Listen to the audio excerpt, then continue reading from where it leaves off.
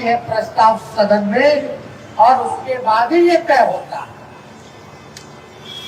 इसका मतलब ये साफ था कि इनकी मंशा ही नहीं है कि किसी भी प्रकार से जो रिक्शा चलाने वाले लोग, जो नाला साफ करने वाले लोग हैं, जो दिहाड़ी मजदूर है, जो भूमिहीन है, जिसको खाने का ठिकाना नहीं, भीख मांगता है, वो लोग मुख्य धारा में आए।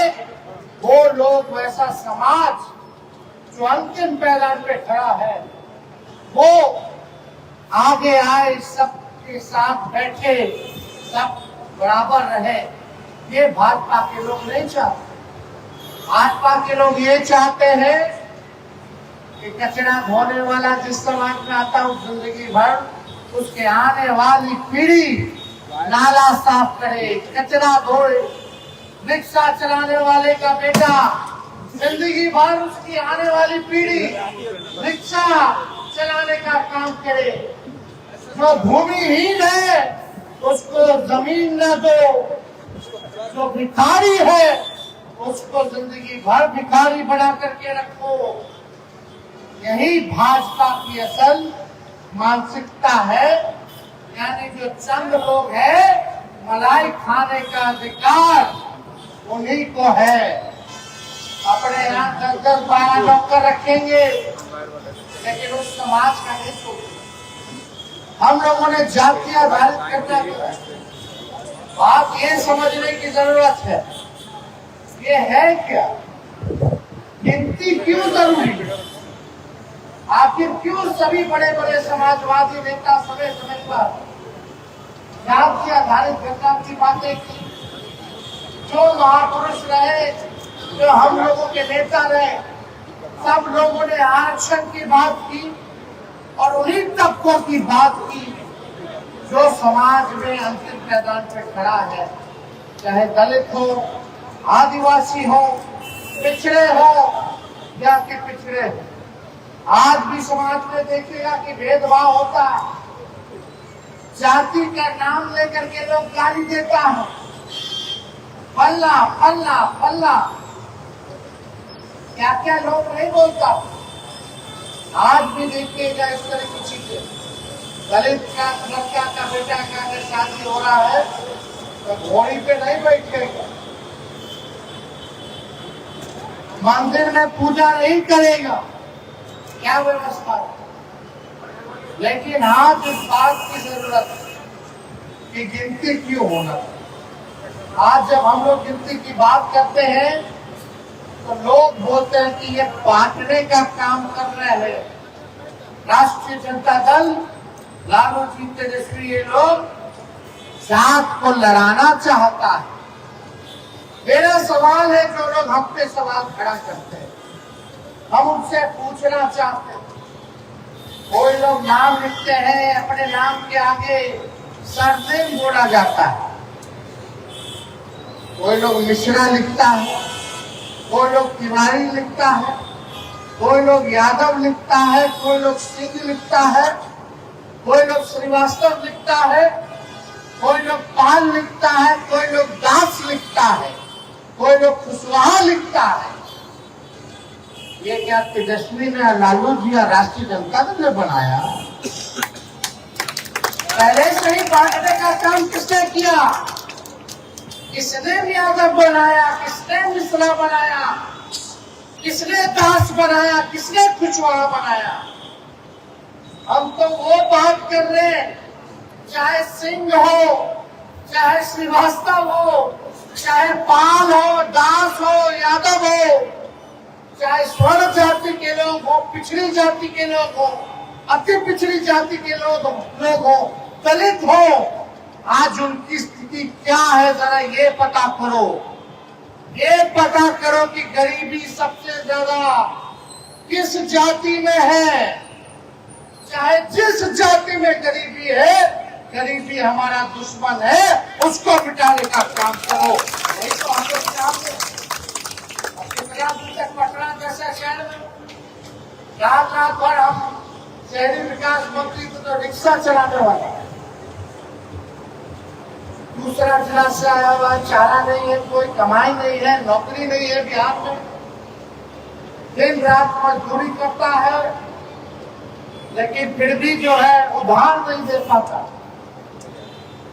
फुटपाथ पे सोता। कहीं चले जाइए, यहाँ ऑफिस के बाहर चले जाइए, पूरा रोड फुटपाथ पे गरीब सोता। स्टेशन चले जाओ, कहीं चले जाइएगा आप, चाहे गांधी मैदान के पूरा सर्किल घूम लीजिए, सब किनारे किनारे वही लोग, बेचारा ठेला वाला, टेम्पो वाला, सब लोग सोता। कौन जाति के है भाई, कौन जाति के? हम तो बस यही ना पता करना चाहते हैं कि चाहे कोई जाति में अगर गरीबी है, उस गरीबी को हम लोग खत्म करें, और गिनती होगा तब ना स्थिति पता चलेगा। देश में कितने राज्य हैं, राज्यों में कितने जिले हैं। अब हर सरकार जो पेड़ का गिनती करता है, बाघ का गिनती करता है, बिल्ली का गिनती करता है, मगरमच्छ का गिनती करता है। आखिर क्यों? कि भाई कोई चीज महत्वपूर्ण चीज है, विलुप्त ना हो जाए। बाघ जो है, आने वाले समय में बाघ गायब ना हो जाए इस संसार से, तो उसको प्रिजर्व करके हम लोग रखे, बचा करके रखे। कई पक्षियों को नियम लगाया कि पक्षी आप नहीं खा सकते, इनलीगल है, तो विलुप्त हो जाएगा, संसार से गायब हो। पेड़ पौधा की संख्या बढ़ी रहेगी, बढ़ेगी, तो एनवायरमेंट अच्छा रहेगा, बैलेंस सही रहेगा। लेकिन इंसान का जो इम्बैलेंस है वो कैसे सुधरेगा? तो जब तक गिनती नहीं होगा, जब तक पता नहीं चलेगा कि भाई गरीबी कौन है, गरीब कौन है, उसकी पढ़ाई लिखाई क्या हो, उसके पास अपना घर है कि नहीं है, उसको अपना नौकरी है कि नहीं है, तब तक कैसे पता चले? इसीलिए हम लोग अपनी मांग रहे, लालू जी की मांग रही कि भाई किसी भी कीमत पर हम लोग जो है गिनती कराएंगे, कौन जाति के कितने लोग हैं और उनकी स्थिति क्या है, उसी हिसाब से सरकार में जो लोग बैठेगा वो उसी हिसाब से उनके लिए योजना लाएगा, ताकि उनको मदद करे, उनको उठाने का काम करे। आज बजट बनता है, 2-2 लाख करोड़ के ऊपर का बजट चला गया है, उसमें से गरीब को क्या खर्च कितना पहुंच रहा, कितना मिल रहा है? अरे चौधरी जी ने कहा कि दलितों का जो है स्कॉलरशिप जो है खत्म कर दिया गया, छात्रवृत्ति खत्म कर दी गई, अति पिछड़ों का छात्रवृत्ति खत्म कर दिया गया। तो बात यह है हम लोगों को समझने की, जो सदियों से जो हम लोगों को गुलाम बनाए हुए हैं, जो मानसिक गुलामी देते हैं, आज उन्हीं लोगों को पीड़ा है कि भाई गिनती हो जाएगी तो सच्चाई सामने आ जाएगा। आदमी बीमार है, हड्डी टूटल है, तो डॉक्टर साहब के पास जाइएगा तो एक्सरे कराइएगा ना, पता चलेगा कि टूटल है कि सूजन है कि क्या है। रे भाई कराता है कि नहीं कराता?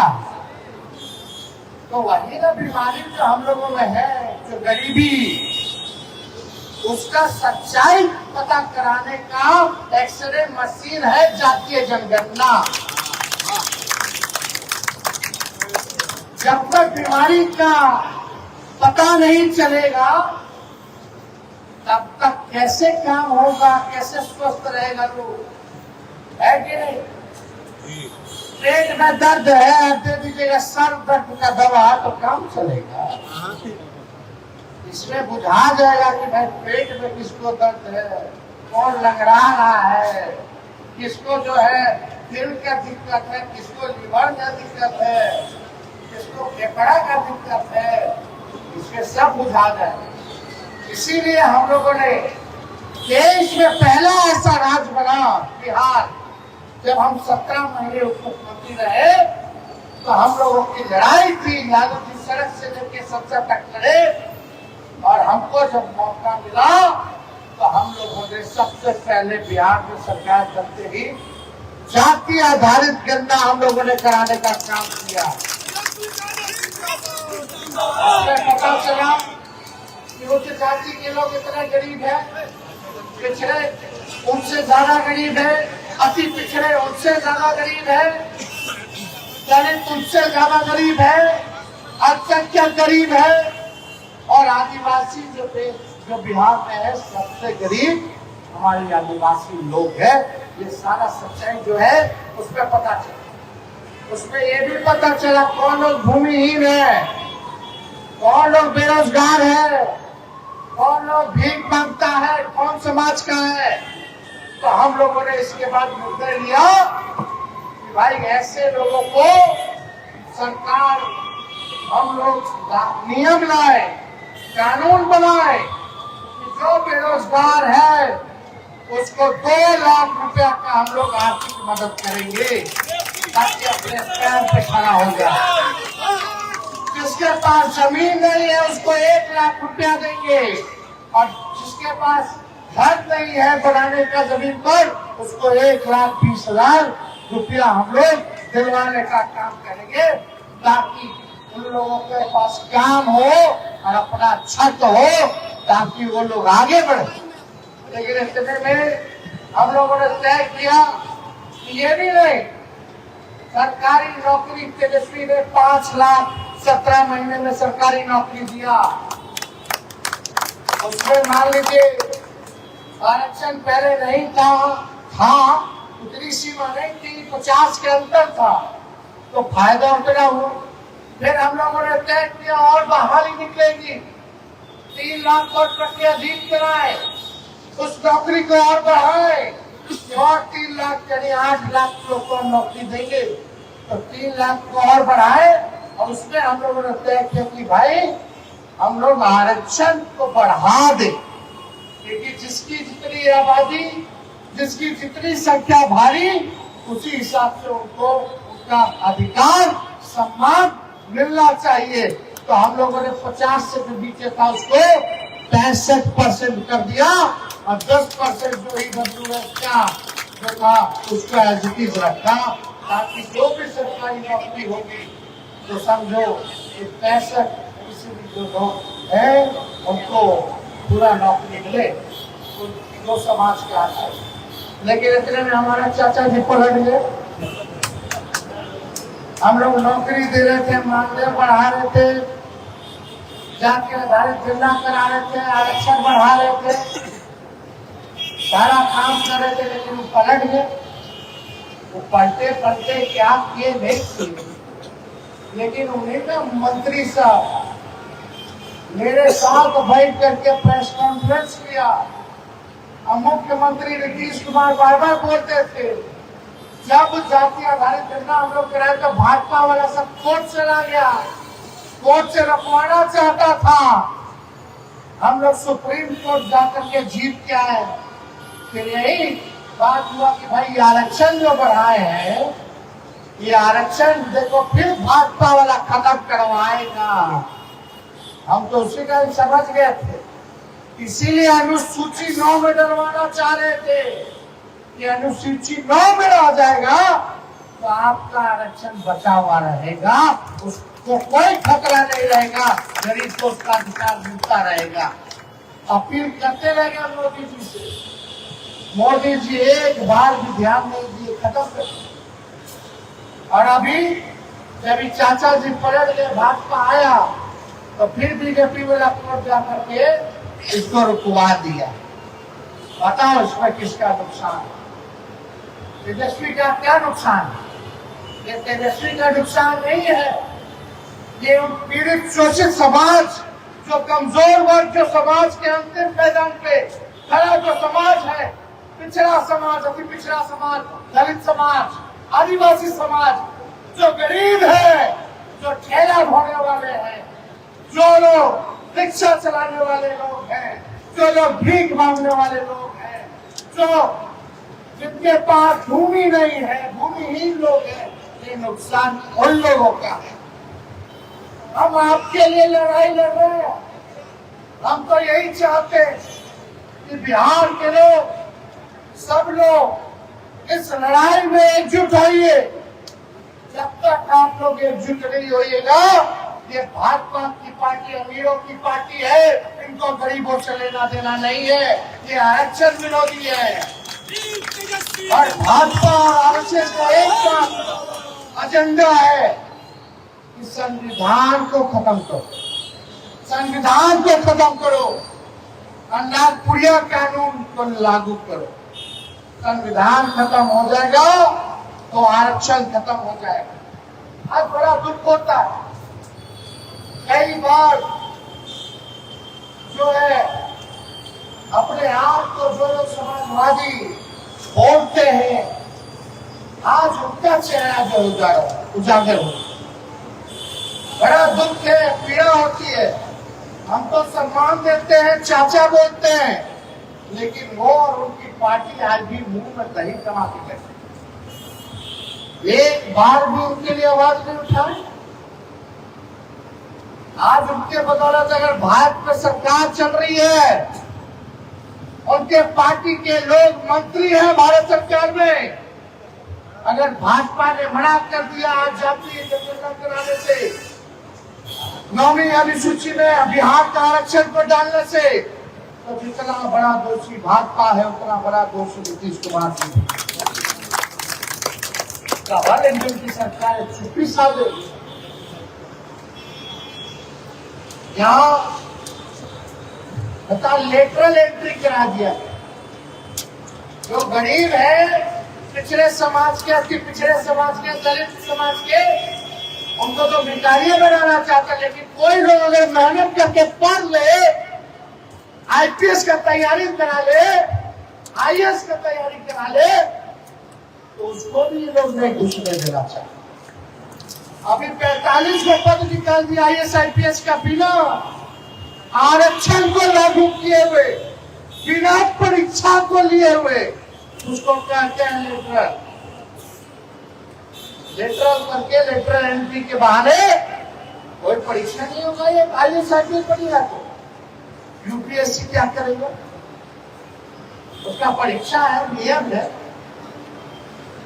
कुछ सिविल सर्विसेज के लिए तैयारी होती है। जो दिन रात मेहनत करके आईएएस आईपीएस बनना चाहता है, उनका क्या होगा, ये सोचने की जरूरत है।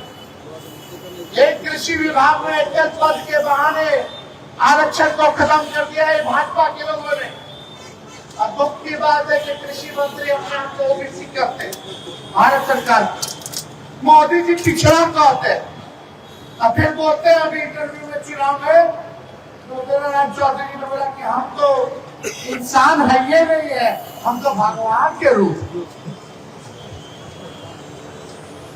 ये बात बोलने वाला लोग, तो आप लोग सब लोगों को ये हम लोग कह रहे हैं कि एकजुट होइए और लड़ाई लड़िए, अपने अधिकार को जानिए। कहावत है ना, जो सोवत है तो खोवत है, सोए रहोगे तो खोते रहोगे, कुछ होना ना जाना नहीं है। जो आज थोड़ा बहुत कई लोगों के कुर्बानियों के बाद, संघर्षों के बाद, हमारे समाजवादी नेताओं के संघर्ष के बाद, लालू जी के संघर्ष के बाद जो कुछ भी सम्मान मिला है, आवाज मिला है, लालू जी ने दिया है, वो भी लोग छीन लेगा। इसलिए आप लोग सब लोग एक होइए। हम लोग किसी का बुरा नहीं चाहते, हम सबको साथ लेकर के चलना चाहते हैं, चाहे कोई जात के, कोई धर्म के हो। लेकिन अगर किसी समाज के साथ अगर कोई अन्याय कर रहा हो, तो हम लोगों का खड़ा होना भी, उनकी रक्षा करना भी, उनकी लड़ाई लड़ने का भी पद हम लोगों के ऊपर आता है। और उस दायित्व को निभाने के लिए तेजस्वी पीछे हटने वाला नहीं, और की लड़ाई में सबसे आगे मिलेगा। इसलिए आप सब लोग आए हैं, हम लोगों का ये लड़ाई है कि भाई इस काम को जो है हम लोग करें, जन जन तक जो है अपने विचार को, जो हम लोगों ने चर्चा की, उसको जन जन तक आप लोग पहुंचाने का काम करें। बहुत तरह का साजिश चलेगा, चुनाव होगा, क्या होगा, ये है वो है, दिन भर हम लोग तो गालियाँ खाते हैं और जितना गाली देते हैं उतना मजबूत होते हैं। तो जितना जिसको गाली देना हो हमको दो, हम गाली खाने के लिए तैयार हैं, लेकिन इस लड़ाई को छोड़ने के लिए तैयार नहीं है। हम लोग तो लड़ेंगे जब तक आपको अधिकार नहीं मिल जाता। तेजस्वी की एक और लड़ाई है, हम चाहते कोई ऐसा नौजवान ना रहे बेरोजगार जिसके हाथ जो है खाली रहे। मेरी इच्छा है कि हर एक बेरोजगार को, हर एक नौजवान के हाथ में हम लोग काम देने का काम करें ताकि उसका घर बन जाए, उसका जीवन भविष्य सुधरे। ये बेरोजगारी की लड़ाई जो है ये भी साथ साथ हम लोग जो है लड़ाई लड़ने का काम करें। लेकिन आज देख लीजिए सत्ता में जो लोग हैं क्या काम कर रहे हैं। तेजस्वी के जाने के बाद बता दो एक नौकरी दिया हो तो कितना दिन हो गया इस सरकार को। अब भाजपा के एगो ना दू गो डिप्टी सीएम, अरे एगो काम बता दो। तेजस्वी तो गिरा देगा, हम जो रहे काम गिराए हैं, लेकिन भाजपा के उप मुख्यमंत्री दो वो है, दोनों का एक एक कोई काम गिरा दे जो एक काम किया हो, बताओ एक कोई काम किया हो भाजपा का उप मुख्यमंत्री। एक एक काम है कि दिन रात लालू जी को और हमको गाली देना। जाते जाते मेरे तो इन पेपरे लिख गया और क्या हमारे भाई फूले फूलिया गिर रहा है कि नहीं? गिर रहा है, हत्या लूट हो रहा है, जनप्रतिनिधियों की हत्या हो रही है, गोली मारा जा रहा है, वेबसाइटों पर हमला हो रहा है। कोई सुनने वाला है? कोई देखने वाला है? बस इनको चुनाव जीतना है। चुनाव काहे जीतना है? आपके भलाई के लिए नहीं, बिहार के तरक्की के लिए नहीं, तो खुद बने रह जाए मलाई खाने के लिए, इसलिए चुनाव। हम लोग कितना साल विपक्ष में रहे और तेजस्वी राजनीति में तब आए जब हम विपक्ष में थे। हम पे केस मुकदमा किया सब करने में दो। जो सांच को आज किस बात की, सच की जीत होती है, सच की जीत होती है। और आप भी देखिए कब से 17 से मुकदमा करना मेरे ऊपर क्या हो गया और मजबूत हुए कि नहीं हुए। हर जगह झूठ दिखता नहीं, इसलिए आप सब लोगों से यही कहना है, ये लोग जो लोग सत्ता में जो आज गाली दे रहे हैं, आज हम लोग धरना प्रदर्शन कर रहे हैं, तो उनके जो लोग हैं उस समय मंत्री थे, अभी कार्यकारी राष्ट्र अध्यक्ष बने हैं, वो शायद बोले हैं कि लोग नौटंकी कर रहा है। जो राष्ट्र कार्यकारी राष्ट्र अध्यक्ष है, वो तो मंत्री थे जब हम मुख्यमंत्री थे, वो मेरे साथी ना बैठ के प्रेस कॉन्फ्रेंस कर रहे थे। भाई मुख्यमंत्री जी के सब मंत्री सब मेरे साथी ना बैठ के प्रेस कॉन्फ्रेंस मेरे नेतृत्व में किया कि भारत सरकार को हम लोगों ने भेजा है 9वीं अनुसूची में डालो, और भारत सरकार जो है बेईमानी कर रहा, आरक्षण विरोधी है। वही लोग ना बोलते। हम जनता दल यूनाइटेड के लोगों से केवल एक सवाल पूछना चाहते हैं, अगर पत्रकार भाइयों इस सवाल का जवाब ले, चाहे वो कुछ भी बोले, एक सवाल का जवाब लेकर के आ जाना, पूछना कि वो लोग चाहते हैं कि नहीं चाहते हैं कि इस आरक्षण को 9वीं अनुसूची में डाला जाए या ना डाला जाए, हाँ या ना। जरा पूछना नीतीश बाबू से। नीतीश जी तो बोलेंगे नहीं कुछ, उनका तो अब बिहार उनसे चल नहीं रहा, तो उनके पास आस पास सबसे बेटा सब बैठा हुआ है, वही बिहार चला रहा है, वही दिन रात पुल गिरा रहा है, पुलिया गिरा रहा है, ट्रेन की एक्सीडेंट करा रहा है, पेपर लिंक करा रहा है। बिहार तो चल रहा है, लेकिन उन नेताओं से जो लोग यही अलगाव करके गाली देते हैं, दिन भर विकास मॉडल की दुआई देते हैं बिहार में, उनसे पूछो अनुसूची 9 में शामिल होना चाहिए कि नहीं होना चाहिए। और जब तेजस्वी जी प्रेस कॉन्फ्रेंस कर रहे थे सचिवालय में मंत्रिमंडल में, तो आप प्रेस कॉन्फ्रेंस में आप भी बैठ के बोले थे कि नहीं बोले थे? और अब क्या चाहते हैं, हाँ या ना? क्या जनता दल यूनाइटेड के लोग इस सवाल का जवाब दे सकते हैं? अगर हाँ, तो तुम तो भारत सरकार में भी हो, बिहार सरकार में भी हो, तुमको मांग क्या करना है? तुमको तो करना है। अभी तो नरेंद्र मोदी जी के नट्टी तो वही ना दबाए हुए हैं तो आने के लिए, वो हट जाएंगे तो भारत सरकार गिर ना जाएगा, तो काहे नहीं दिलवा देते हैं भाई? भारत सरकार नहीं बनी, मोदी जी फिर तीसरा बार बने प्रधानमंत्री, बोल रहे थे कि बिहार को नहीं देंगे विशेष राज्य का दर्जा। अरे बोले कि नहीं बोले? हाँ बोले। पार्लियामेंट में बोले कि नहीं बोले? झूठ बोलते हैं। कैसे मुख्यमंत्री है? 3 बार से प्रधानमंत्री नरेंद्र मोदी बन रहे और तीनों बार बिहार और गरीब सब लोगों की भूमिका है, पूरे बिहार की भूमिका है उनको प्रधानमंत्री बनाने में। लेकिन पूछो बिहार को क्या मिला भाई? विशेष राज्य का दर्जा भी मना कर दिया, 9वीं अनुसूची में भी नहीं डालेंगे, आरक्षण को भी खत्म करेंगे, अल्पसंख्यकों पर वक्फ बोर्ड का कानून ला करके तरह तरह का जुर्म ढाया जा रहा है। लेकिन मुख्यमंत्री इसमें भी चुप रहेंगे। खाली चुप रहने के लिए मुख्यमंत्री बनाया गया, काम करने के लिए बनाया?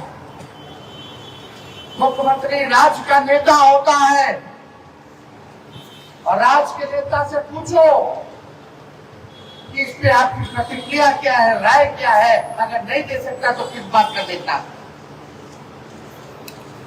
ये जवाब देना चाहिए।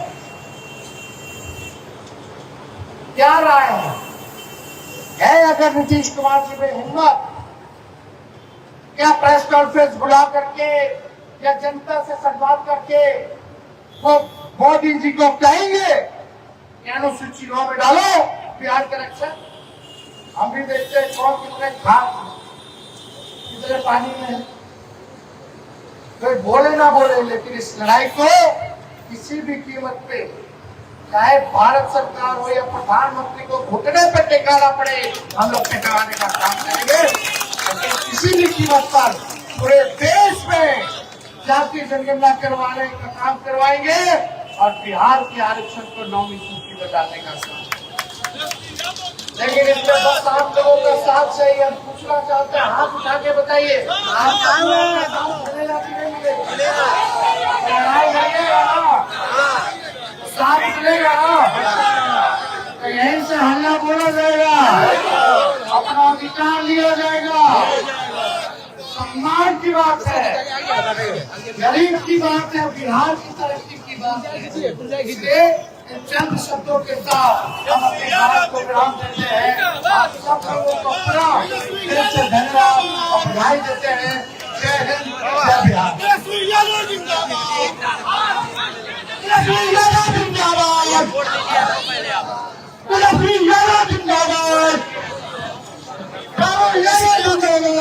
उसका कोड दे दो।